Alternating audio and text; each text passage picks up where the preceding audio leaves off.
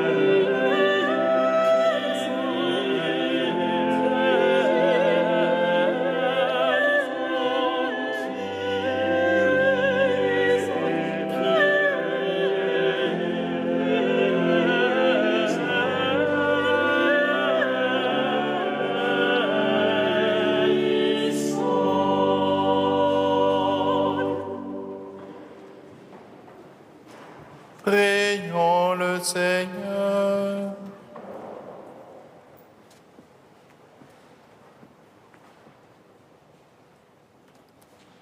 Donne à tes fidèles, Dieu Tout-Puissant, d'aller avec courage sur les chemins de la justice à la rencontre du Seigneur, pour qu'ils soient appelés lors du jugement à entrer en possession du royaume des cieux.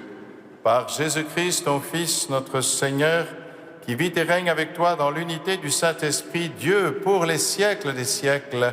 Amen.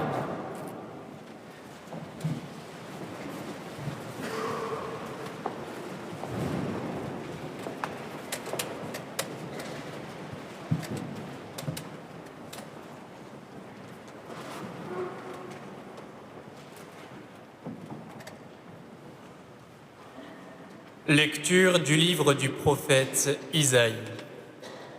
Parole d'Isaïe. Ce qu'il a vu au sujet de Juda et de Jérusalem. Il arrivera dans les derniers jours que la montagne de la maison du Seigneur se tiendra plus haut que les monts, s'élèvera au-dessus des collines. Vers elle afflueront toutes les nations et viendront des peuples nombreux. Ils diront, « Venez, montons à la montagne du Seigneur, à la maison du Dieu de Jacob. Qu'il nous enseigne ses chemins et nous irons par ses sentiers. Oui, la loi sortira de Sion et de Jérusalem la parole du Seigneur. Il sera juge entre les nations et l'arbitre de peuples nombreux. De leurs épées, ils forgeront des socs et de leurs lances des faucilles. Jamais nation contre nation ne lèvera l'épée. Ils n'apprendront plus la guerre. Venez, maison de Jacob, marchons à la lumière du Seigneur. Parole du Seigneur.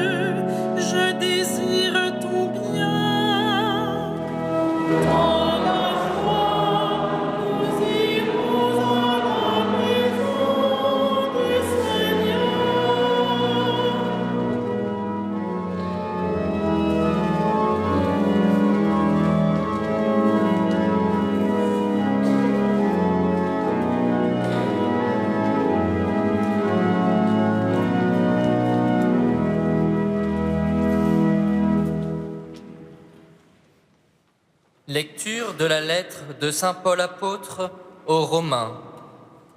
Frères, vous le savez, c'est le moment, l'heure est déjà venue de sortir de votre sommeil, car le salut est plus près de nous maintenant qu'à l'époque où nous sommes devenus croyants. La nuit est bientôt finie, le jour est tout proche. Rejetons les œuvres des ténèbres, revêtons-nous des armes de la lumière. Conduisons-nous honnêtement, comme on le fait en plein jour, sans orgie ni beuverie, sans luxure ni débauche, sans rivalité ni jalousie. mais revêtez-vous du Seigneur Jésus-Christ. Parole du Seigneur.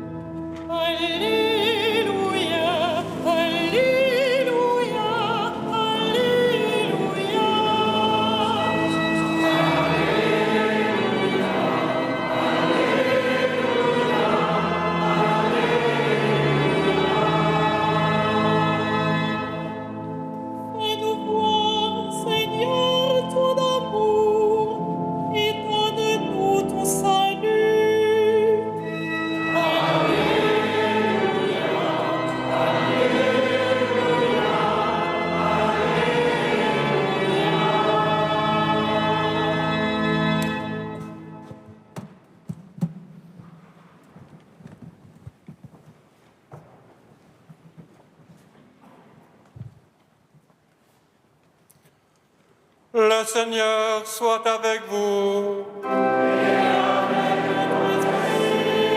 Évangile de Jésus-Christ selon saint Matthieu.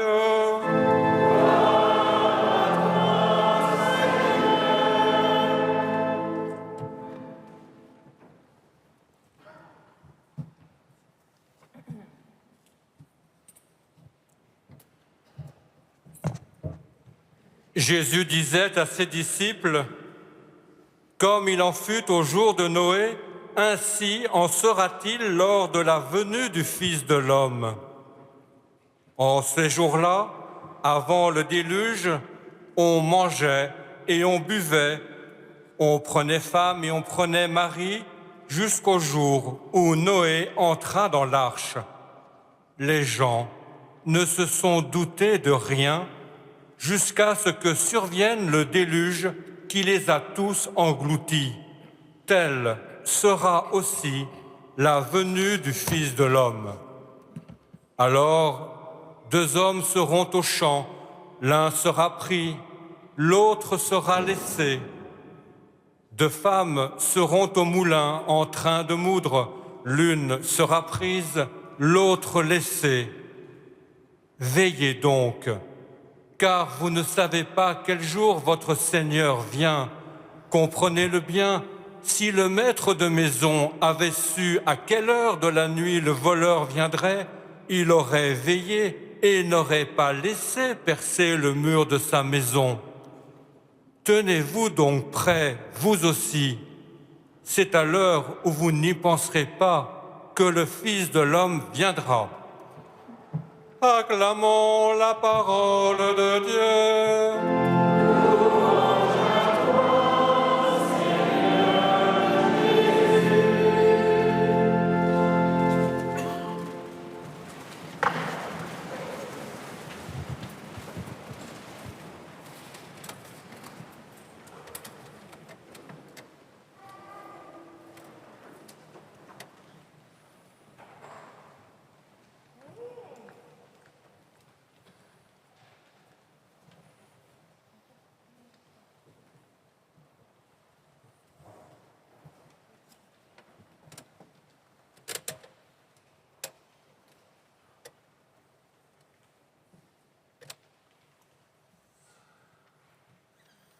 Il est gentil, le prophète Isaïe.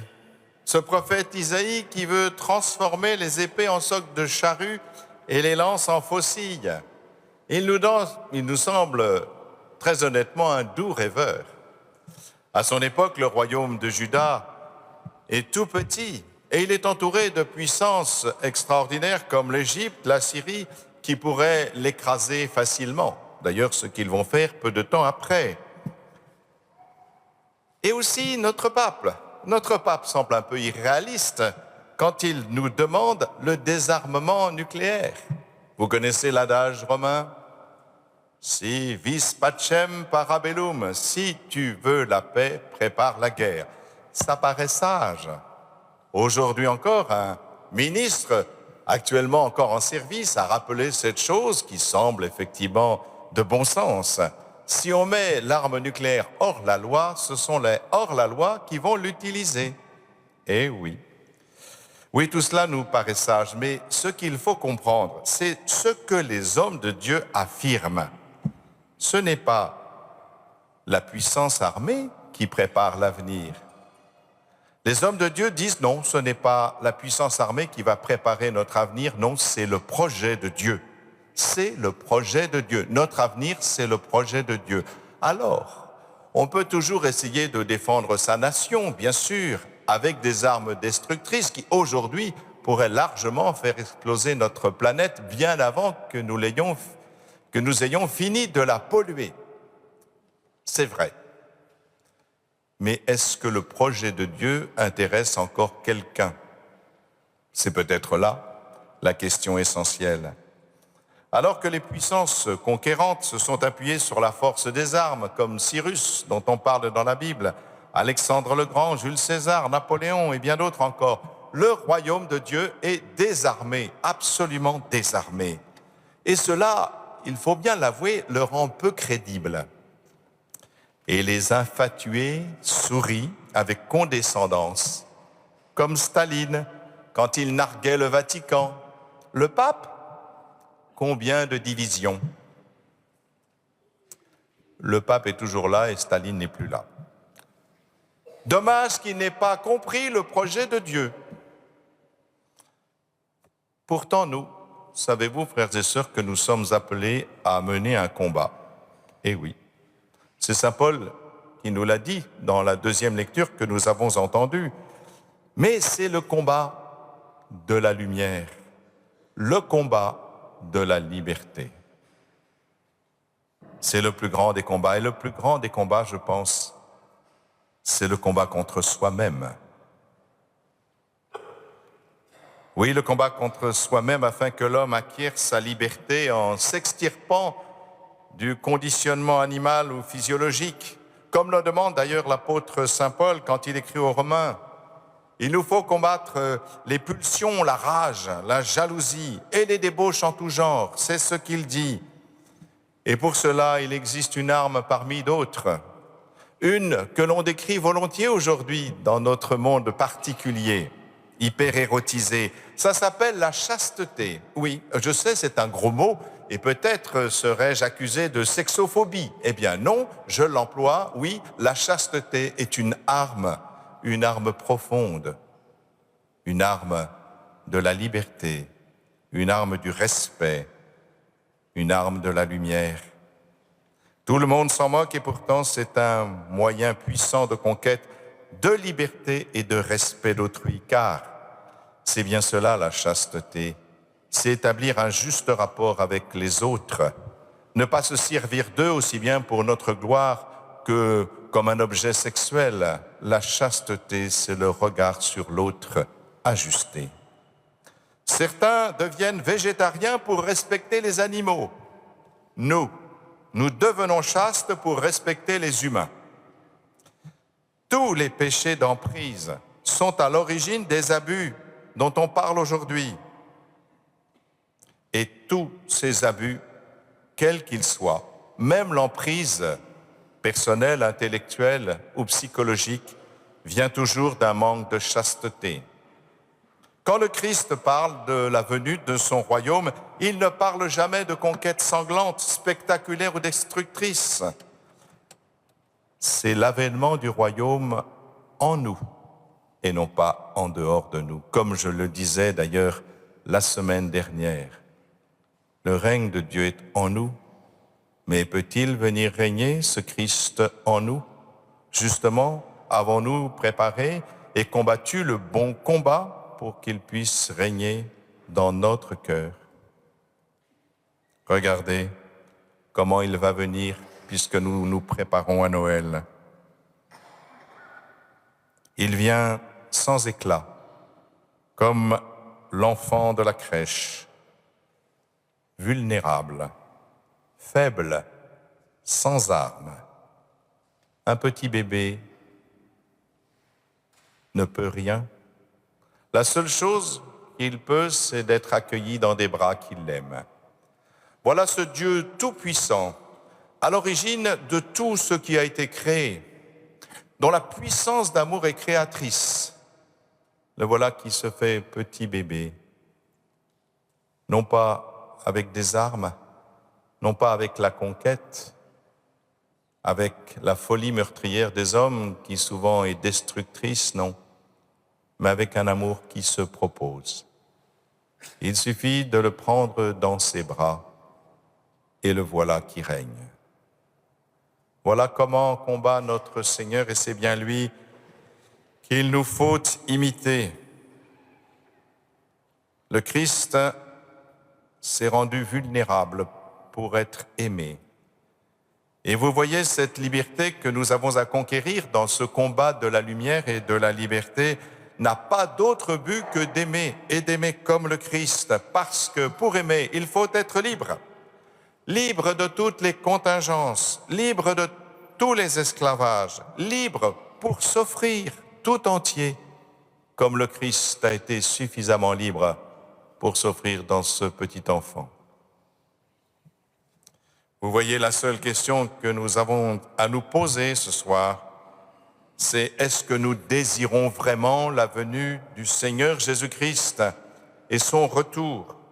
Est-ce que je suis prêt à l'accueillir ou me dérange-t-il parce que j'ai mes petites affaires? Quand nous aimons vraiment quelqu'un qui revient de loin, eh bien nous allons le chercher à la gare ou à l'aéroport. Et en ce temps de l'Avent, il nous faut nous demander si nous avons vraiment le désir du retour du Christ et de son avènement. Ai-je vraiment la volonté d'accourir au devant du Christ qui vient vers moi maintenant?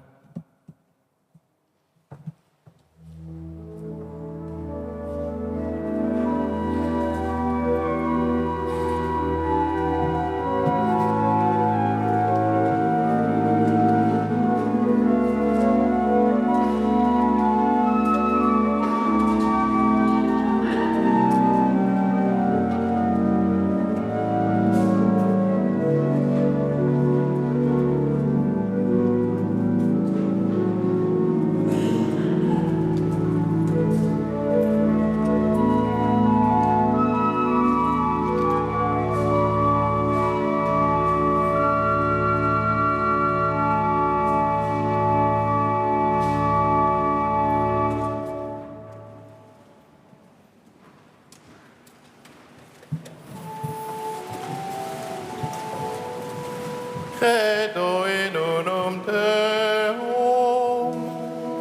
Patrem omnipotentem, factorem celi et terrae, visibilium omnium et invisibilium.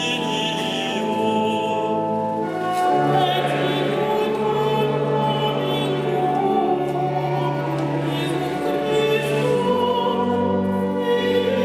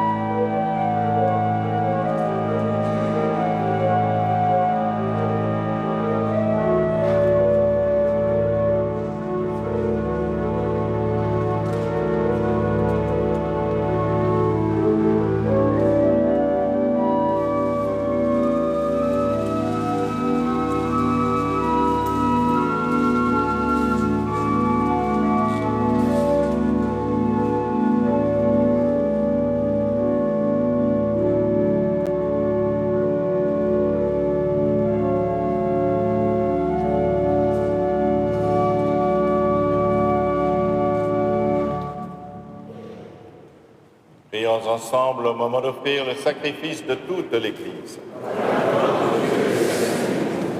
Seigneur, nous ne pourrons jamais t'offrir que les bienvenus de toi. Accepte ce que nous t'apportons. Et puisque c'est toi qui nous donnes maintenant de célébrer l'Eucharistie, fais qu'elle soit pour nous le gage du salut éternel par Jésus le Christ, notre Seigneur.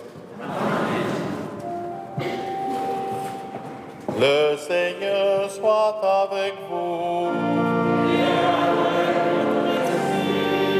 Élevons notre cœur.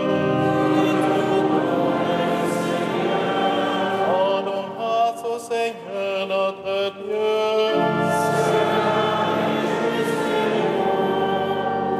Vraiment, il est juste et bon de te rendre gloire, de t'offrir notre action de grâce toujours et en tout lieu. À toi, Père très saint, Dieu éternel et tout-puissant, par le Christ notre Seigneur. Car il est déjà venu en prenant la condition des hommes pour accomplir l'éternel dessein de ton amour et nous ouvrir le chemin du salut. Il viendra de nouveau revêtu de sa gloire, afin que nous possédions dans la pleine lumière les biens que tu nous as promis et que nous attendons en veillant dans la foi. C'est pourquoi, avec les anges et les archanges, avec les puissances d'en haut et tous les esprits bienheureux, nous chantons l'hymne de ta gloire et sans fin nous proclamons.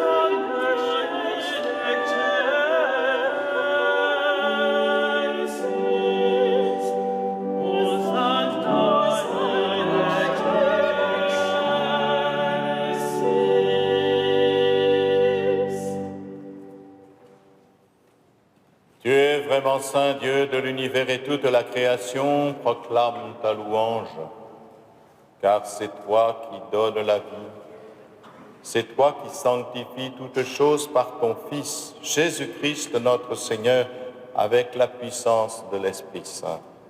Et tu ne cesses de rassembler ton peuple afin qu'il te présente partout dans le monde une offrande pure. C'est pourquoi nous voici rassemblés devant toi, et dans la communion de toute l'Église en ce premier jour de la semaine, nous célébrons le jour où le Christ est ressuscité d'entre les morts.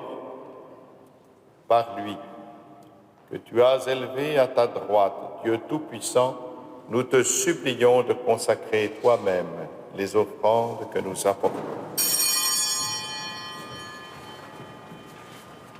Sanctifie-les par ton esprit pour qu'elles deviennent le corps et le sang de ton Fils, Jésus-Christ notre Seigneur, qui nous a dit de célébrer ce mystère.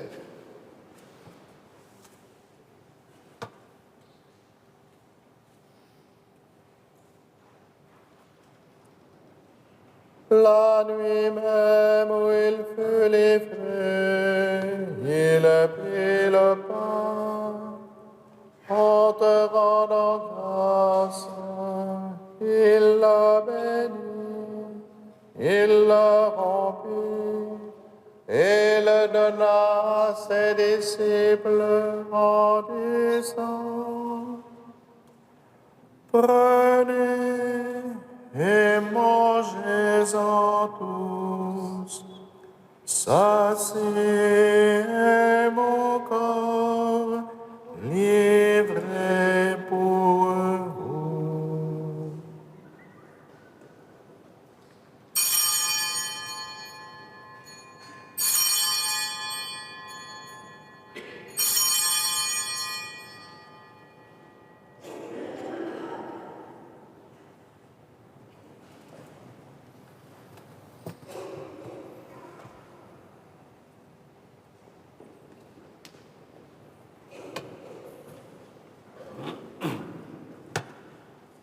De même, à la fin du repas, il prit la coupe, en te rendant grâce, il la bénit, et la donna à ses disciples en disant, prenez et buvez-en tous, car ceci est la coupe de mon sang, le sang de l'alliance nouvelle et éternelle, qui sera versé pour vous et pour la multitude, en rémission des péchés. Vous ferez cela en mémoire de moi.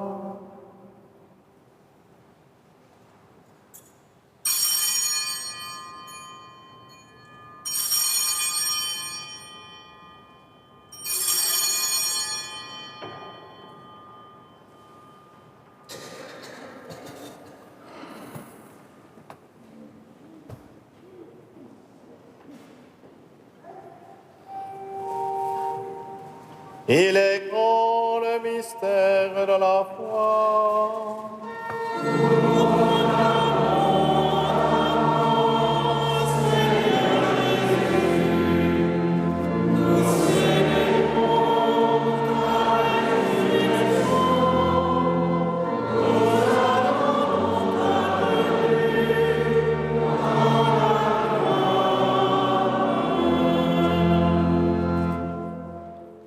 En faisant mémoire de ton Fils, de sa passion qui nous sauve, de sa glorieuse résurrection et de son ascension dans le ciel, alors que nous attendons son dernier avènement, nous présentons cette offrande vivante et sainte pour te rendre grâce. Regarde, Seigneur, le sacrifice de ton Église et daigne y reconnaître celui de ton Fils qui nous a rétablis dans ton alliance.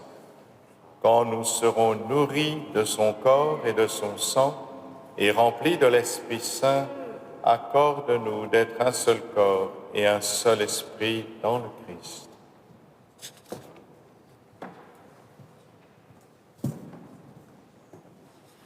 Que l'Esprit Saint fasse de nous une éternelle offrande à ta gloire, pour que nous obtenions un jour les biens du monde à venir. Auprès de la Vierge Marie, la bienheureuse Mère de Dieu, de Saint Joseph, son époux, avec les apôtres, les martyrs et tous les saints qui ne cessent d'intercéder pour nous.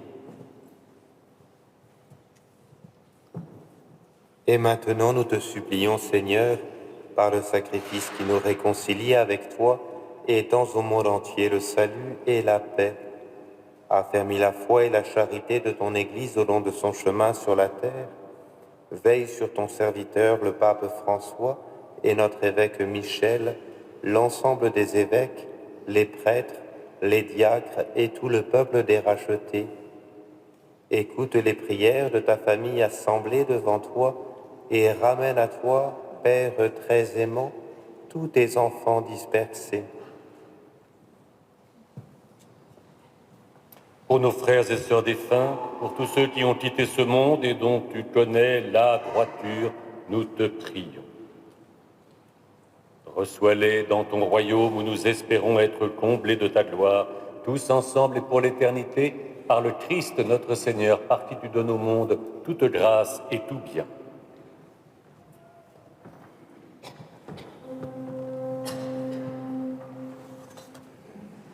Par lui, avec lui et en lui. Amen. À toi, Dieu le Père Tout-Puissant, dans l'unité du Saint-Esprit. Amen. Tout honneur et toute gloire pour les siècles des siècles.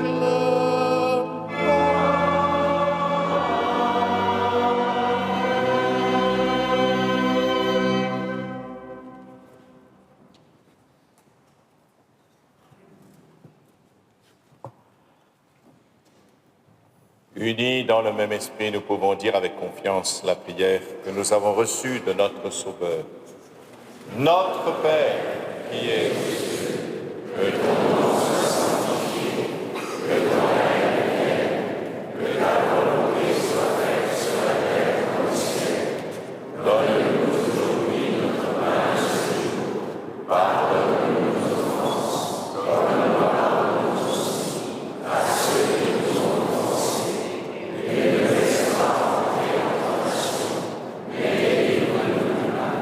Et livre-nous de tout mal, Seigneur, et donne la paix à notre temps. Par ta miséricorde, libère-nous du péché. Rassure-nous devant les épreuves en cette vie où nous espérons le bonheur que tu promets et l'avènement de Jésus-Christ, notre Sauveur, car c'est avec toi le règne, la puissance et la gloire pour les siècles des siècles. Seigneur Jésus-Christ, tu as dit à tes apôtres, je vous laisse la paix, je vous donne ma paix. Ne regarde pas nos péchés, mais la foi de ton Église.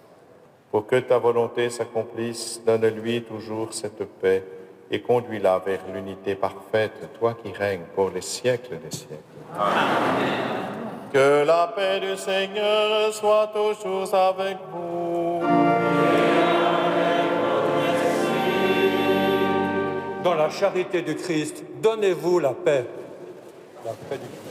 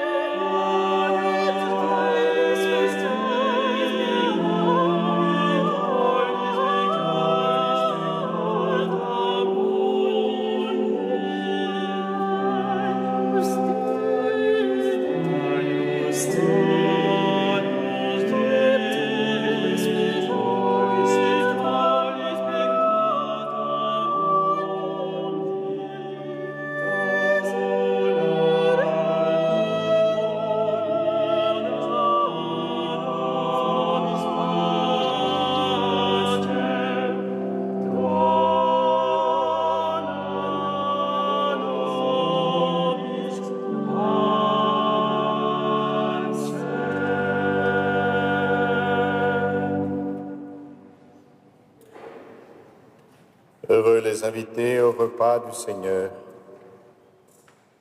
Voici l'agneau de Dieu qui enlève le péché du monde. Seigneur, je ne suis pas digne de recevoir et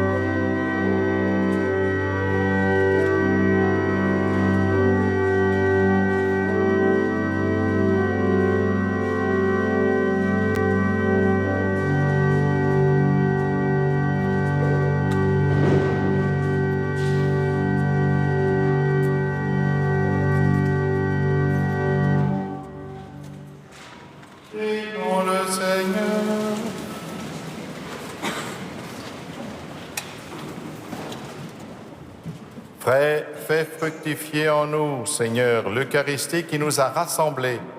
C'est par elle que tu formes dès maintenant, à travers la vie de ce monde, l'amour dont nous t'aimerons éternellement par Jésus le Christ, notre Seigneur. Amen. Surtout, n'oubliez pas d'emporter avec vous l'agenda. Samedi prochain, à cause des différentes dates un peu compliquées, nous fêterons à 18h30, mais avant même à 17h45, les premières vêpres de l'Immaculée Conception, même si elle est fêtée le 9 décembre cette année. Mais là, nous accueillerons le chapitre cathédral, et donc nous accueillerons surtout les nouveaux chanoines qui recevront de l'archevêque la mission d'un chanoine, à savoir qu'il est là pour prier et pour prier pour le diocèse. Et donc dimanche, si tout se passe bien, ce sera le 8 décembre et ça sera le deuxième dimanche de l'Avent, ce qui n'empêche que à Saint-Germain-l'Auxerrois, le lundi 9 décembre, nous fêterons la solennité de l'Immaculée Conception. Vous avez les dates déjà de Noël, mais avant, il faut mériter Noël, il faut faire ce chemin de l'Avent, le chemin du désir. Mais on a déjà un petit quelque chose de Noël, puisqu'on a la crèche, et cette année, c'est la Suède, le royaume de Suède, qui nous envoie et qui nous offre cette crèche. Madame l'ambassadrice est ici, elle a voulu venir voir le beau résultat de cette crèche. Elle sera bénie le jour de la Sainte-Lucie, où il y a le concert de la Sainte-Lucie. Nous avons un lien étroit avec la Suède, grâce à Sainte-Lucie et à nos maîtrises. L'année dernière, c'était le sapin de Noël. Aujourd'hui, c'est la crèche suédoise. Donc, soyez remerciés. C'était important qu'au moment où nous traversons une période un peu difficile pour la cathédrale, il y ait un signe d'amitié. Et c'est la Suède qui nous le donne. Un grand merci. Et puis, il y a les concerts de musique sacrée. Surtout, n'hésitez pas à venir les encourager. Pour ceux qui n'ont pas, qui ne savent pas, mais le Kyrie Sanctus Agnus, c'était la Missa Ottavi Toni de Lotti. Monseigneur, je pense que vous êtes comblé et que le Seigneur va vous accompagner jusqu'à Noël. Certainement, cher Père. Enfin, tout le monde avait reconnu Lotti, bien sûr. Merci de l'avoir quand même signalé. Non, mais c'est bien, il faut aider quand même. En tous les cas, Madame l'ambassadrice, je vous remercie beaucoup. Vous avez marqué à plusieurs reprises votre attachement à l'Église de Paris, à bien des reprises, et spécialement en ce temps de Noël, puisque l'année dernière, on avait ce magnifique sapin devant notre cathédrale. Nous sommes sûrs qu'il va revenir en même temps que la cathédrale. Merci beaucoup de nous marquer cette amitié, cette sympathie, en nous offrant cette fois cette fête.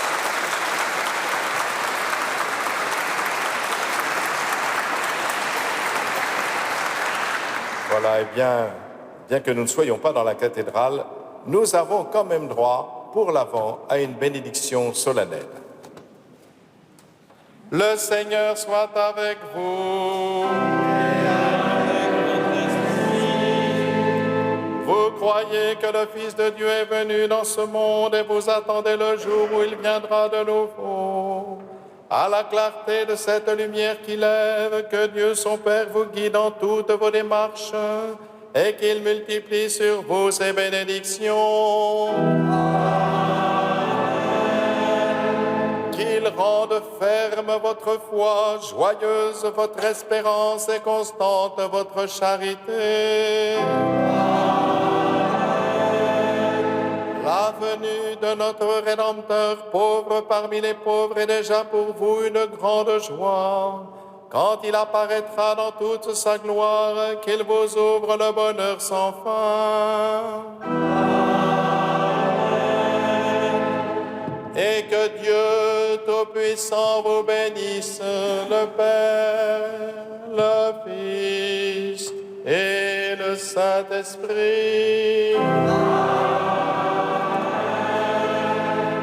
Allez dans la paix de Christ.